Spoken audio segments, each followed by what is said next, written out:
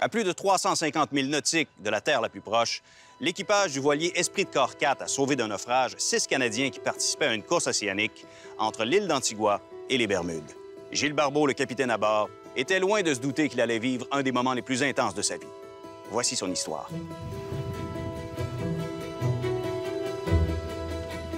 12 mai 2017, l'équipage du Esprit de Corps 4, un Volvo 60, a pris le départ de la course Antigua à Bermude. Nous étions 10 à bord et nous étions prêts à faire cette course océanique, comme on dit en bon français, offshore, en compétition avec environ 25 autres bateaux. On arrive à faire un départ sans aucun virement. On a pris un peu d'avance sur nos adversaires. J'ai le sentiment quand je pars en bateau, moi, qu'on part dans une autre planète. On va sur la planète bleue. Et donc, on est déguisé en cosmonaute, on a notre vaisseau spatial, puis on part, et le sentiment de liberté, les réflexions humaines, donne une perspective de vie, une pureté, une capacité à collaborer qui est vraiment unique. Et j'adore ça. Tu n'as qu'à bloquer temporairement, exceptionnellement, ta grand voile, et puis tu vas chercher à relâcher pour lui donner le maximum de flotte complètement puissant. Les premières journées, le 12, 13, 14 mai, on assiste à des conditions qui sont très clémentes, ce qui favorise le fait que les gens s'amarinent. Quand on a une météo qui est mauvaise, les gens sont rapidement malades et c'est beaucoup plus difficile, c'est plus fatigant. Là, on a une très belle météo, vent très faible, donc départ, les bateaux restent les uns à côté des autres, on navigue comme on dit à vue, on voit les autres bateaux, on voit les changements de voile qu'ils font, on en parle, la température est bonne, les gens ne sont pas malades, le moral est bon. Comme on dit souvent, quand le bateau avance bien, c'est grâce à l'équipage. Et quand le bateau n'avance plus, c'est à cause du skipper. Dans la nuit du 16 au 17 mai, dans la nuit de 4e à 5 jours de navigation, il y a beaucoup de changements qui ont eu lieu. Le premier changement était un changement météorologique. Le vent qui nous poussait dans le dos, d'où l'expression « avoir le vent dans le dos », le vent a changé de direction. Avoir le vent dans la face, comme certains navigateurs disent, c'est 2 fois la distance à parcourir, 2 fois la misère, tout se complique. Et au même moment, il y a un changement dans la course qui est qu'on a fait face à une situation qu'on ne s'attendait jamais de vivre. C'est que dans la noirceur, à 4 h du matin, on commence à voir apparaître en avant de nous des fusées éclairant, des fusées de détresse. Et là, je réalise, mais on est dans une urgence, on voit ces films, mais là, il y a une urgence en mer. On allume le canal 16, la radio, et on cherche à prendre contact avec la source du problème, aucune réponse. Mais les fusées continuent de détresse à arriver. Alors je prends la décision d'arrêter la course, de descendre les voiles, donc la voile avant, la voile arrière. C'est une manœuvre qui n'est pas simple face au vent en pleine nuit. Donc les gens sont attachés, font la manœuvre, et on décide de se diriger vers ces lumières éclairantes.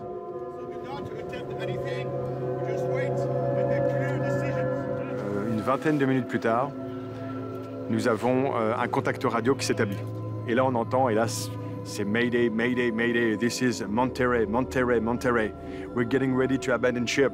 C'est water up to our waist and chest, tu vois. Donc les gens, ils ont le bateau qui coule, ils ont de l'eau jusqu'au ventre et à la poitrine. Ils s'apprêtent ils n'arrivent pas à trouver la source du problème. Donc on maintient ce contact radio, on leur confirme qu'on les voit, qu'on a un visuel sur eux, qu'on se rend vers eux. Ils confirment un peu plus tard qu'ils nous voient aussi. Les lumières sont allumées, et éventuellement, on arrive sur le site du bateau qui coule. We're not going to try to reach them yet. We're going to keep a distance. We'll observe and wait for directions.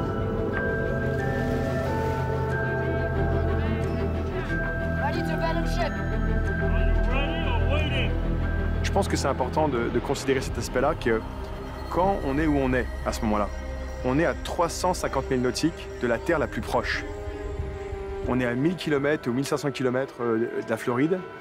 350 000 nautiques de la Terre la plus proche, ça fait environ 650-700 km. Donc un hélicoptère ne viendra pas nous chercher. Un avion pourrait voler par-dessus et puis lâcher quelque chose pour les aider, mais dans la noirceur, c'est pas très pratique. Donc les gens, ils sont mal pris là. On n'a pas un contact visuel précis sur le visage des gens. À ce moment-là, le bateau, c'est des voix et c'est des formes qu'on voit dans la pénombre et c'est un contact radio. Puis éventuellement, le premier contact qu'on a avec eux a lieu quand leur radeau de survie dérive. Et éventuellement, on décide de les rejoindre pour aller les chercher. Alors les théories, de quel côté on arrive, est-ce qu'on va du côté au vent ou sous le vent, quelle est la condition des vagues, est-ce que mon bateau est un danger pour eux. Et on a donc préparé nous par où on voulait qu'ils montent à bord du bateau.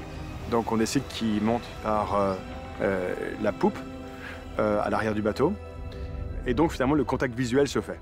Et là, à ce moment-là, on fait un contact. Et là, les gens qu'on ne connaît pas, on les aide à monter à bord. Et la première chose qu'on fait, ou qu'ils font quand on arrive à bord, c'est qu'on serre dans les bras.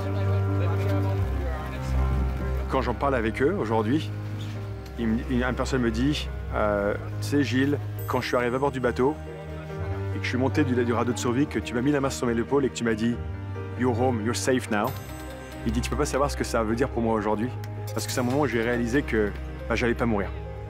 J'allais pas mourir, que j'allais m'en sortir. Et là, la question, c'est qu'est-ce qu'on fait? Est-ce qu'on les stigmatise dans un coin comme vous êtes les naufragés? Ou est-ce qu'on trouve un moyen de travailler en équipe et éventuellement remonter sur le cheval de course et reprendre la course ensemble? Et en fait, on leur a donné il y a eu différents choix qui sont présentés devant eux. Premier choix que j'aurais dit, très respectueusement, puis très vulgairement, fuck la course. T'as ton bateau qui est en train de couler devant nous. Est-ce que tu veux qu'on le laisse ou tu veux qu'on prenne le temps de lui dire au revoir? Il a dit, j'aimerais prendre le temps de lui dire au revoir. Donc on a tourné pendant 30 minutes environ autour du bateau qui sombrait graduellement. On a profité pour nourrir tout le monde avec de la bonne bouffe, car comme dirait Napoléon, la nourriture, c'est le moral des troupes. Et ensuite, on a décidé, deuxième choix, on fait quoi? Est-ce qu'on mélange les équipes et on fait un équipage plus gros et on fait différents quarts mélangés et on reprend la course et ils ont tous accepté. 2 heures après son naufrage, t'as Les qui est à la barre d'un autre bateau et il est en train de faire une course alors que son bateau a coulé. La grande beauté de l'histoire ici, c'est que les gens qu'on a sauvés, parce que c'est ce qui s'est passé, sont devenus des grands amis. C'est des gens également qui ont contribué directement en montant à bord du bateau à reprendre la course. D'ailleurs, on a gagné 2 places et il s'avère qu'au classement final, je pense qu'on est arrivé 9e sur 20. Donc on a été finalement même un peu plus en avance de ce qu'on avait prévu. C'est ça que je me posais la question, c'est comment ça se fait qu'alors qu'il y a eu un naufrage, on est si heureux après avoir vécu ça? Et simplement, sans vouloir être quétaine, on a aidé des gens. Oublions la taille du bateau, la taille des voiles ou la taille de la montagne ou de l'océan qu'on traverse. Le fait qu'on soit là, ça a changé quelque chose pour le mieux. Puis ça, c'est une source de joie. L'équipage du Monterey s'explique mal ce qui a pu se passer. Le voilier a été construit en l'an 2000 et venait de subir une mise à jour mécanique et de son gréement. Peut-être que l'eau s'est infiltrée par l'arbre de l'hélice, mais à venir jusqu'ici, personne n'a pu le confirmer.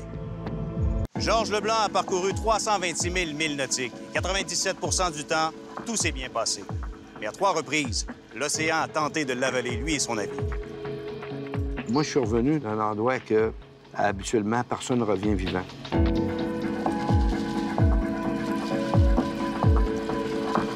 L'océan, c'est un milieu hostile où l'homme n'est que toléré, tu sais, mais on s'adapte à l'océan. Bon, j'avais fait la Québec-Saint-Malo 96.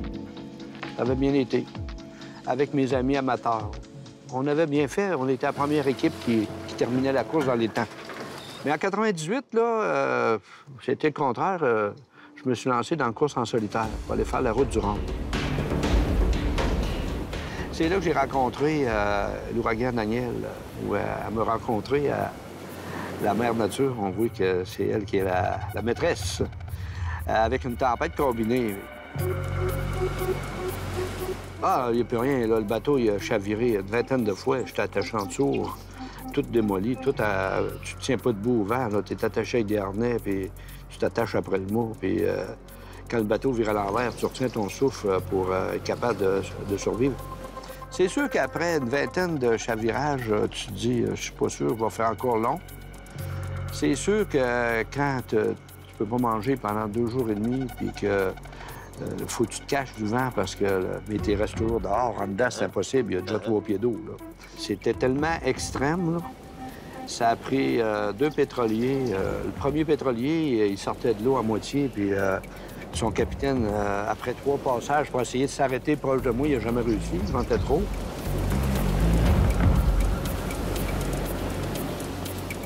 Quand tu vois l'avion Hercule arriver au-dessus de la vague énorme, là, la nuit, là, ben, il fait encore clair un peu. On voit la lumière, puis on voit les 2 pilotes dedans. Là.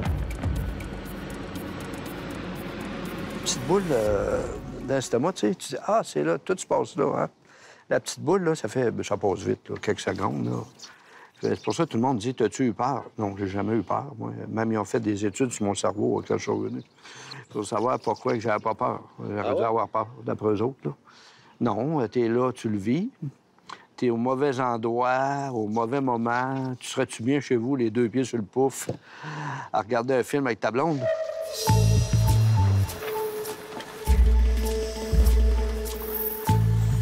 Là, ils disent tout, sa carrière est finie, lui.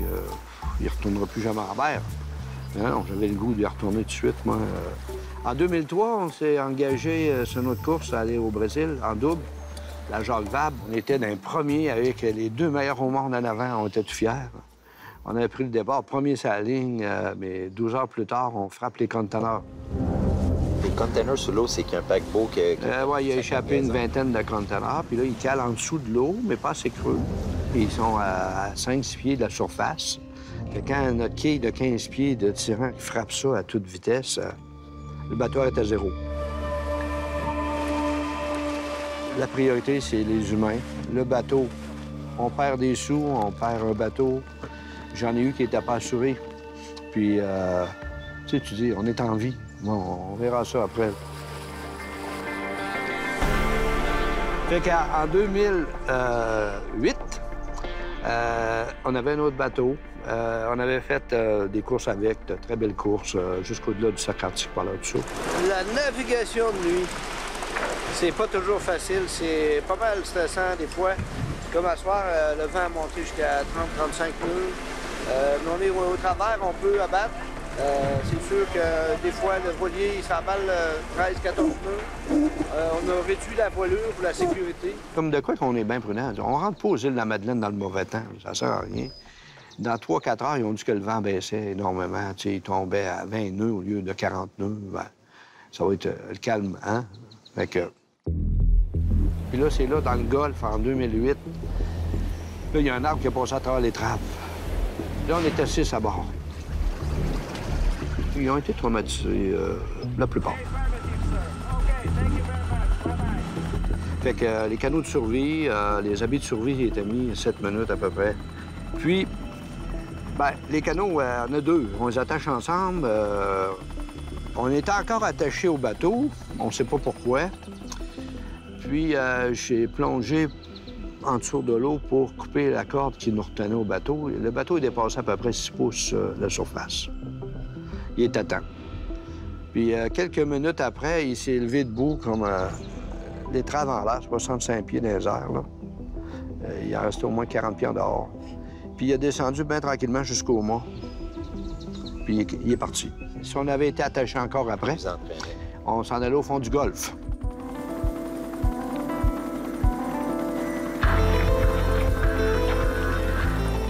Les sauveteurs sont venus, puis là, ben, les autres, ils étaient tout fiers parce qu'ils ont battu le record de tous les temps. Ils ont électroyé 6 en moins de 16 minutes. Ça nous laissait froid un peu, nous. C'est le record. Ah oui? C'était plutôt le record de 3e naufrage. à tous les 5 ans. Après ça, oui, il y en a quelques-uns, il y avait de la misère à dormir. Il était stressé, puis il y avait des problèmes. Il m'appelait, puis là, je dis, ben là, t'es en vie, toi? C'est une expérience. Ah ouais? Une expérience que personne ne veut vivre, mais tu l'as vécu.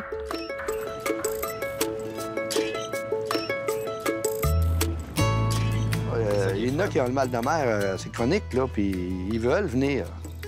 Puis ils réussissent à combattre ça à un moment donné. Ils reviennent, ils sont venus avec moi, ils ont traversé, ils ont eu des problèmes peut-être une fois. Et à un moment donné, ils reviennent puis ils achètent un beau bateau. Puis ils m'invitent. C'est seulement à la quarantaine et une fois ses enfants grands que Georges Leblanc a décidé de réaliser son rêve de devenir capitaine. Et c'est un rêve qui perdure, malgré les intempéries. Ce qui s'annonçait comme une croisière idyllique dans les Bahamas s'est transformé en un voyage d'enfer pour Chantal Martineau et son conjoint Philippe Dottini.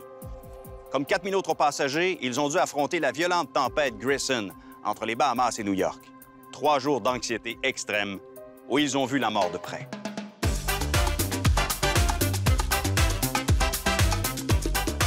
Le 29 décembre 2017, mon conjoint sa fille et son conjoint. On a embarqué sur une belle croisière pour fêter le jour de l'an ensemble.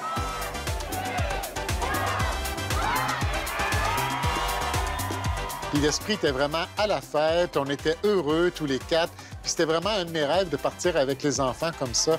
Et c'était un rêve qui se réalisait finalement. C'était très festif à bord du bateau. On avait revêtu nos plus beaux atours, on était chic, on était contents, une petite coupe de vin mousseux à la main. Et on a passé une très, très belle soirée, cette soirée-là. Vraiment agréable, on a ri, on s'est amusé, on est allé se coucher tard. Et le lendemain matin, on sentait que la température, ça allait pas de mieux en mieux, là, finalement. Mais on était quand même en direction des Bahamas, puis on se disait on va être plus dans le sud, donc logiquement, il devrait faire un peu plus beau. C'est le lendemain que ça a commencé un peu à, mettons, à aller de pire en pire. On était rendu le 3, on avait une escale dans un Stirrup Cay, qui est une petite île. On est allé sur l'île, mais c'était vraiment nuageux. Et à ce moment-là, le vent montait, la mer s'affolait un peu. Ça faisait à peine 1h30 qu'on était là, que là, il y a des gens du bateau qui ont fait le tour puis qui ont dit « Ordre du capitaine, vous revenez à bord ». Le bateau était accosté un peu plus loin, puis c'était des petits tenders qu'on appelle, qui faisaient le chemin entre l'île et le bateau. Ça a été vraiment infernal, des vagues, là. En tout cas, ça bougeait là-dedans. Les gens commençaient à être malades. Il y avait des gens qui se sentaient pas bien, qui demandaient des sacs pour vomir, carrément. Le bateau a levé l'ancre et on s'en allait. Déjà là, on sentait que les gens filaient pas trop. Même nous, le souper, on a mangé plutôt léger. Ma fille, la pauvre, qui filait pas trop. En fait, on est rentré direct dans la tempête Grissom, carrément, là. On a vu des vagues qui allaient jusqu'à 30 pieds de haut. Il y a eu des vents de 100 km à l'heure. Je sais que les bateaux de croisière sont capables d'en prendre. C'est fait pour ça. Puis moi, c'était ma 14e croisière. J'ai vu pas mal de mauvaises températures. Mais là, ça commençait à devenir sérieusement hors norme. Je me disais, comment ça se fait qu'on est pogné dans cette tempête-là? Le soir, à la chambre, on était couchés dans le lit, puis quand tu dis que on avait tendance à glisser du lit tellement que le bateau tanguait, c'était quand même assez impressionnant. Puis on a commencé à sérieusement avoir peur. Chantal m'a même dit, on prendra pas de chance... on va sortir les bouées de sauvetage de ce qu'on a fait. Puis pour avoir fait plusieurs croisières, c'est la première fois que j'ai senti un sentiment de panique un peu comme ça. C'était une nuit qui était très éprouvante. Physiquement, parce que c'était impossible de dormir, parce que les sons que le bateau faisait, la tempête, c'était insoutenable. Il y avait de l'eau qui était sur les différents ponts sociaux qu'on appelle. Même si les portes étaient fermées, l'eau rentrait. Il y a des passagers que leurs portes patio ont lâché. Donc, ils ne pouvaient plus dormir là. Ils ont dormi au 6e pont, entassés avec tout le monde qui était là pour diverses raisons. Je dirais qu'on a toujours l'image du Titanic un peu en tête, d'une certaine manière. L'orchestre continuait de jouer malgré tout, alors qu'on était quand même pas dupes. Quand tu creusais un peu, tu t'apercevais que, d'une part, les employés étaient blêmes, d'autre part, les gens paniquaient, d'autre part, tu avais des situations... Écoute, c'est pas commun, des gens qui vomissent à côté de toi, ou des, comme je disais, l'eau qui coule des escaliers, les ascenseurs qui se joignent. C'est un peu tout ça là, qui faisait qu'il y avait lieu de se préoccuper beaucoup. Il y a des gens qui étaient malades, il y a des gens qui pleuraient. C'était vraiment pas facile, ce qu'on a vécu. Des gens qui criaient, qui paniquaient. Veux pas, la panique, ça devient un peu contagieux. Je pense que je suis quelqu'un qui est quand même assez rationnel, mais là, je me disais, « My God, on va-tu mourir ou quoi? » Honnêtement, lors de cette croisière-là, je considère que j'ai vu la mort de près. À plusieurs moments, je me disais, si le bateau tilte encore un petit peu plus, il va se coucher. Il ne pourra pas se relever.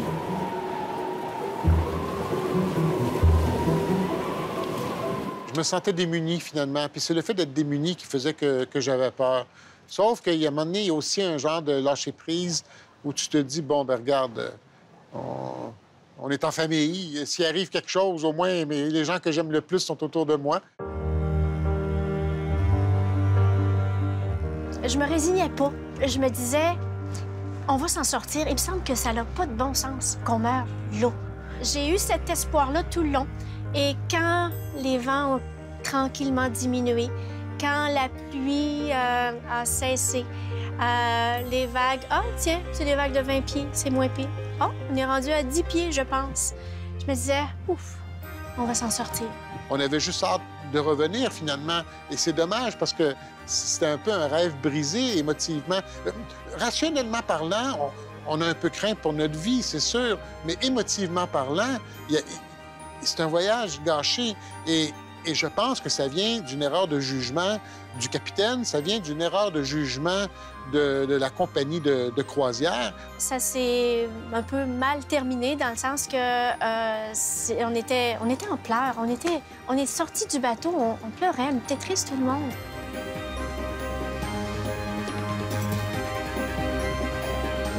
Je pense que dans la vie, il faut relativiser. Il ne faut pas non plus mettre toutes les croisières dans le même bateau, si vous me permettez l'expression. On a connu quasiment ce qu'il y avait de pire dans une croisière. Le pire, c'est que le bateau chavire. Alors, est-ce qu'on va faire d'autres croisières? Oui, on va en faire d'autres. Hein? On va en Alaska. Faire une croisière en Alaska, ça fait longtemps qu'on avait ce rêve-là d'aller en Alaska. Et on récidive. Et on est content de récidiver.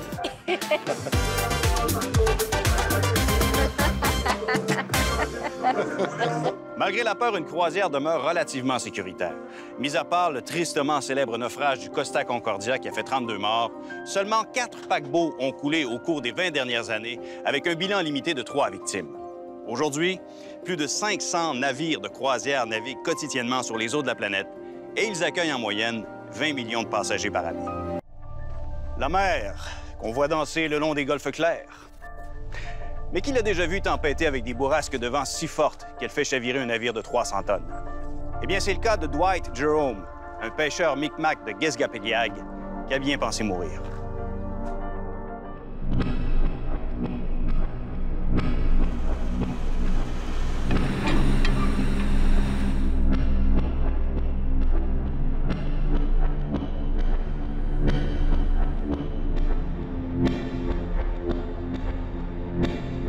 During the day, it was a day like this. It was good.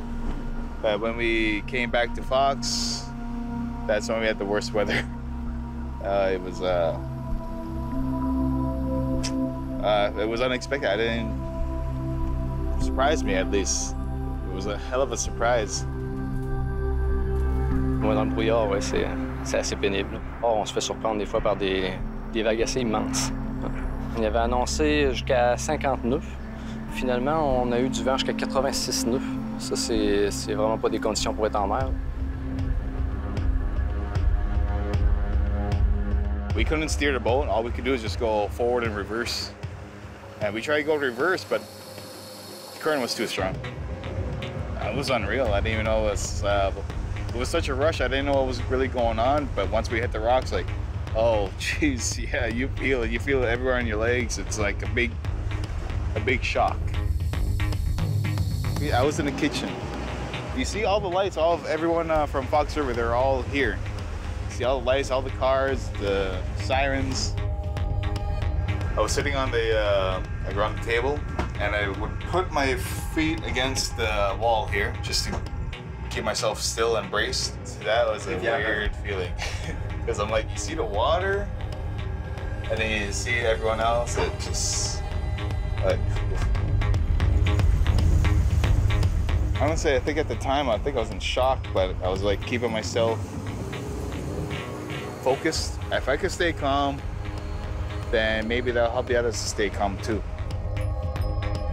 Comme ils nous enseignent tout le temps dans nos cours, c'est toujours une série de petits événements qui vont faire qu'il va y avoir un fiasco ou un désastre. we're close, but still it felt so far. Especially how the weather was. When the helicopter finally arrived and we went outside, the whole boat was completely covered in ice.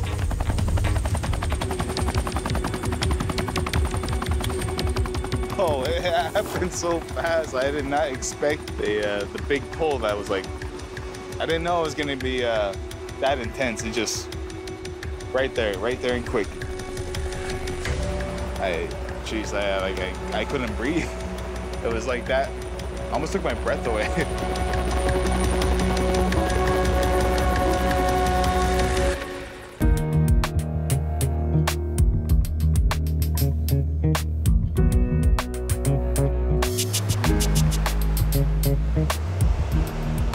I'll never stop fishing. I love it. I feel free. I feel great when I'm out there. Yeah, it could be dangerous, but then again, it don't last forever. It's just a brief moment. Well, it could be a brief moment in your time, and then after that, smooth sailing. That's good. Le port de pêche de Rivière-au-Renard reste le principal port de débarquement au pays avec ses 75 bateaux et ses vaillants pêcheurs que la peur n'arrête jamais d'aller au large. Out there, comme le dit si bien Dwight Jerome. L'hiver, les Québécois pêchent à même un trou dans la glace, bien au chaud dans une petite cabane. Mais imaginez si votre fameuse petite cabane dérivait depuis des milles sur le fleuve gelé. Qui pouvez-vous appeler à votre secours?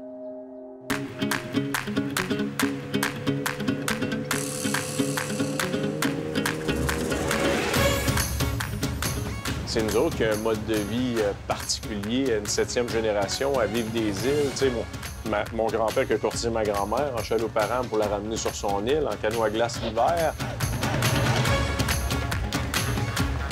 On est élevé à toujours prendre soin du monde, puis je pense que sauver quelqu'un, c'est pas une question qu'on se pose parce que c'est ancré en nous, tu sais, sans faire de jeu de mots. Les premières activités que je me souviens avec mon père, c'est un ancien canot à glace coupé puis aller prendre des balades au mois de mars au travers les glaces sur le Saint-Laurent dans l'archipel. C'est peut-être un peu différent peut-être des activités père-fils standards, là. Mais tu veux pas aussi en étant dans la région ici, ceux qui sont sur le fleuve à l'année. Moi, le téléphone, puis Jean-François aussi, il sonne souvent en plein milieu de la nuit. C'est l'ambulance qui appelle parce qu'elle veut traverser l'île aux grues, puis il n'y a pas d'autre moyen que nous autres en chaloupe. Là, la tempête n'était pas encore trop prise à ce moment-là. La brise commençait, mais là, le brouillard, puis il y avait encore la brunante parce que c'était une fin de journée. Fait que là, la panique a pris. Fait que là, lui, il a appelé les pompiers, la police, all the kit. Mais tout ça, là, se fait, là, il n'y en a pas l'hiver. Oubliez ça. Là, il y a plusieurs services incendies maintenant qui ont des UMA 17. Mais dans le coin, on est encore jusqu'à maintenant les seuls à être capables de faire ça. Puis en dedans de 10 minutes, on est tous à l'atelier en train de se préparer pour partir. Tout ce qu'on a, c'est une idée à peu près de où il était. Puis là, tu utilises tes connaissances de navigation. Tu dis, OK, il vente tel vent, la marée est baissante. Donc, la glace, on va prendre à peu près un angle parce que là, c'est tempête de neige. Là, on voit à peine en avant de l'embarcation. On est arrêté, nous, dans ce cas-là, sur le bord de la 132 à Lillet. Fait qu'on a descendu dans la neige au travers les chalets sur le bord de l'eau, puis on a lancé l'embarcation là, sur le bord des remparts, qu'on appelle. Veux pas la chaloupe, sa propulsion dans la neige et la glace, c'est nous autres, c'est l'équipage. Donc, t'as pas froid, là. Au contraire, t'as chaud. Puis t'as pas besoin de te parler. Juste un signe, tu vas savoir que ton amarre va être mis là, tu vas savoir qu'il va faire ça, tu vas juste te regarder puis tu vas se faire. J'en ai fait avec mon père, j'en ai fait avec mon frère, puis je veux dire, c'est ça. Puis avec mon père, c'est la même chose. C'est que tu fais des manœuvres, que t'es éloigné, puis oublie ça dans le mauvais temps, le radio puis le high-tech, là. Et les conditions ne le permettent pas, puis le temps non plus. Fait que t'agis.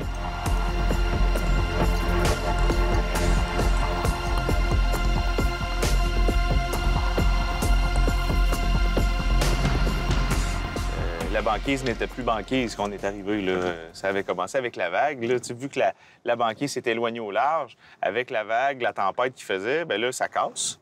Puis là, ça se fait en petits morceaux. Fait que là, la cabane à pêche était pas mal rendue défaite. Puis là, il était, lui, avec son petit chien. Puis je pense qu'il s'attendait pas à avoir une chaloupe arriver en avant de lui.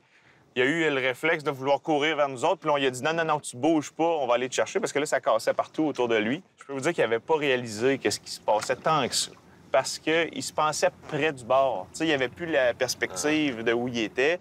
C'est sur le retour qu'il s'est rendu compte dans quel trouble il était, là.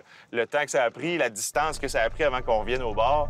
Là, je l'ai senti vraiment réaliser ce qui venait d'arriver. Même si la glace aurait toffé plus longtemps, il n'y a personne qui aurait pu aller chercher. Il n'y a aucun brise-glace de disponible. Il y avait l'hélicoptère qui est parti de Bagotville, mais avec le brouillard, jamais il aurait pu le trouver. Fait que c'est triste, mais la fin, comme Dom dit, c'est sûr que ça aurait été tragique, là. Et ce petit gars-là, d'où est la vie à Dom, là, ça, c'est clair. Ben, et aux deux autres Canadiens qui étaient là, parce que tout seul, ouais, Kevin et lui, parce que j'aurais... Peu importe, là, on doit être le meilleur marin et le meilleur canotier du monde, tu peux pas faire ça seul. Tu peux pas travailler contre Mère Nature. Tu travailles avec, parce qu'elle va gagner, là. Fait que je pense que si tu as le respect de Mère Nature, puis tu te penses pas supérieur à elle, ça va bien aller. On est des travaillants, puis on est du monde du fleuve, puis on veut bien faire les affaires. Mais moi, je peux te dire que oui, maintenant, peut-être qu'avec du recul, je l'aurais pas tout fait en sachant en connaissance de cause tous les coups et les sacrifices que ça peut amener. Par contre, ne serait-ce que d'avoir, nous autres même, être capable de sauver une vie, ben ça va avoir valu ça, parce qu'une vie humaine, ça vaut combien? Ça n'a pas de prix tant qu'à moi. Ça, c'est extraordinaire. Je verrais mal dire j'arrête de faire du sauvetage maintenant, donc si j'ai un appel, je n'irai plus. Tu choisis pas quand tu vas y aller. Il t'appelle, puis tu réagis plus que tu réfléchis. Je résumerais ça à ça, peut-être. Je pense que l'eau du fleuve, qu'elle soit froide ou chaude selon la saison, je pense qu'on trempe dedans puis qu'elle trempe à l'intérieur de nous autres. Depuis 7 générations, les Lachance aident les gens en difficulté sur le fleuve. Et vous, sauriez-vous comment prêter main forte au malpris? Le souvenir demeure intact et douloureux pour Jennifer Romeo et sa mère Agathe Adam, qui ont fait naufrage lors d'une excursion en catamaran au large des côtes pacifiques du Costa Rica. Le bilan, 3 morts, 106 rescapés et un souvenir qu'elles aimeraient bien oublier.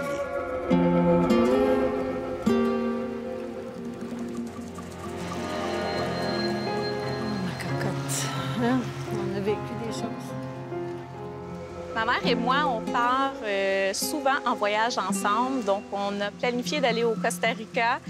C'est un pays qu'on voulait vraiment voir pour aller voir, dans le fond, toute la faune, les arbres, les animaux.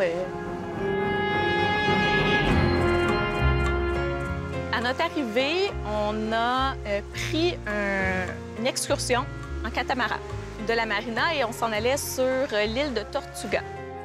C'était l'île la plus belle. Le sable blanc, l'eau cristalline bleue, c'était l'endroit rêvé. On a regardé sur Internet, c'était l'endroit rêvé. On avait tout bien hâte d'y aller. Donc, on est parti à peu près une centaine. C'était vraiment une super belle journée encore. La température était vraiment belle. La mer était quand même assez calme. J'ai déjà vu l'océan plus agité que ça. Arrivé sur le bateau, c'était la fête. La musique de ce pays-là, tout le monde chantait, tout le monde était content. On était très bien accueillis. Après environ 30 à 45 minutes, je vous dirais, on a frappé quelque chose. Il y a eu un gros coup qui s'est donné. Moi, j'ai renversé mon verre. Ma mère, elle s'est cognée sur le bord du bateau. Ça l'a vraiment donné une grosse secousse. On s'est tout demandé qu'est-ce qui se passait, mais il n'y a pas personne qui a dit un mot de l'équipage. Ils continuaient à servir les autres.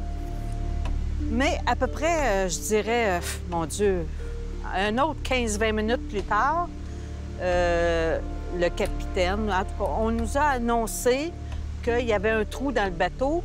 Il fallait virer de bord. Fait que moi, mon premier réflexe, ça a été de mettre le gilet à ma mère parce qu'elle ne nage pas.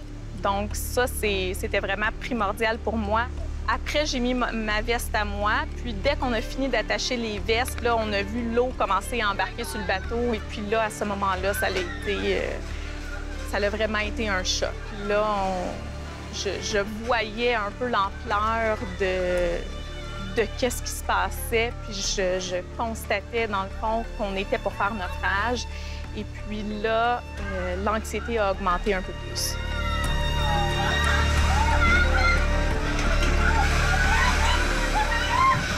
Mon Dieu, j'ai cru que mon heure était arrivée. Je me suis dit, faut sortir, faut plonger. Les gens, c'était frénétique sur le bateau, ça courait d'un bord puis de l'autre. Il y a des gens qui se pitchaient en bas. Nous, on était à peu près au milieu du bateau. Quand on essayait de traverser jusqu'à l'autre côté, j'ai réussi à agripper un des barreaux de métal. Ma mère était agrippée aussi. J'étais plus capable de me tenir sur les barreaux.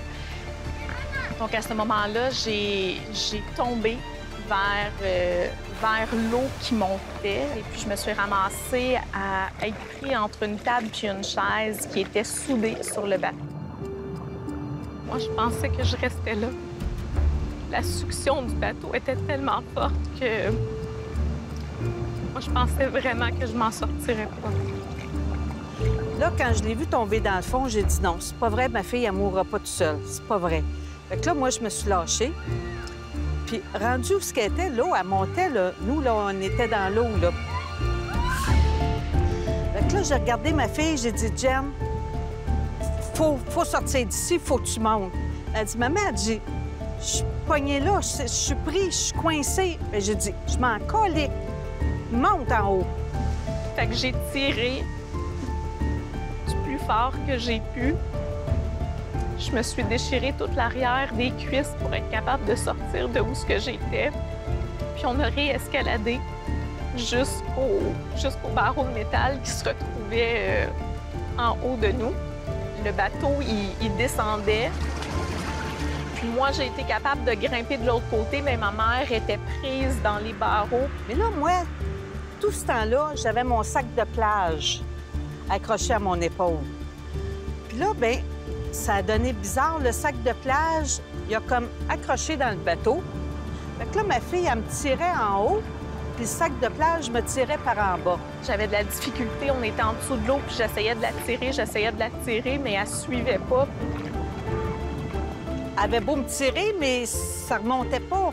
J'ai jamais pensé à mon sac de plage. Jamais j'aurais pensé ça. Mais ça m'est venu dans la tête. C'est venu blanc dans l'eau. Pareil comme on aurait ouvert une lumière. Puis là, bien, ça m'a dit dans ma tête, lâche-la ton sac. Fait que là, j'ai ouvert ma main, puis je suis remontée en haut.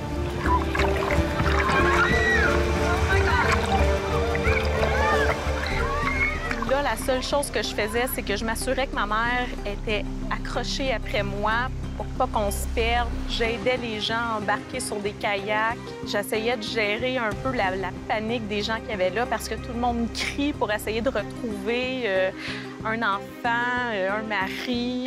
Il y a des gens qui sont décédés, les corps, ils remontent à l'eau. Donc, c'est la panique totale. I think he's dead. Que là, je me suis pognée après mon styromousse, puis j'ai dit, OK, là, je bouge plus. On va peut-être s'en sauver. Ça l'a passé. Moi, j'ai l'impression d'avoir resté dans l'eau 5 minutes. Le temps de faire le tour, j'ai vraiment pas l'impression que ça a été long, mais ça l'a pris entre 1 heure puis 1 heure et demie avant que les bateaux de plaisance viennent nous chercher en plein milieu de l'océan. I'm letting go. Come on.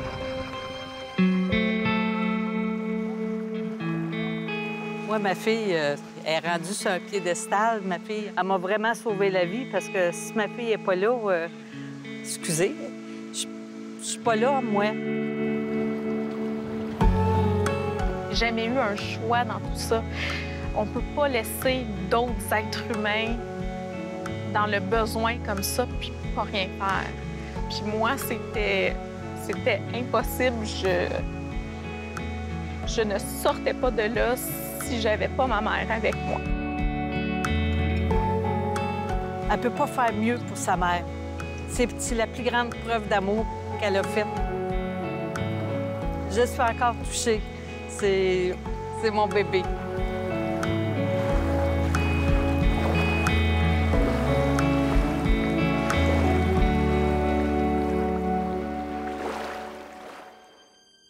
La cause de l'accident qui a causé la mort à une Canadienne, une Américaine et un Britannique reste encore inconnue aujourd'hui. Des vents exceptionnellement forts soufflaient sur le Costa Rica la matinée du 8 janvier 2015. Les autorités costaricaines ont émis l'hypothèse qu'une forte vague aurait frappé le catamaran, ce qui aurait provoqué son naufrage. Et toujours selon les autorités, le bateau disposait de suffisamment de canots et gilets de sauvetage et il n'était pas surchargé.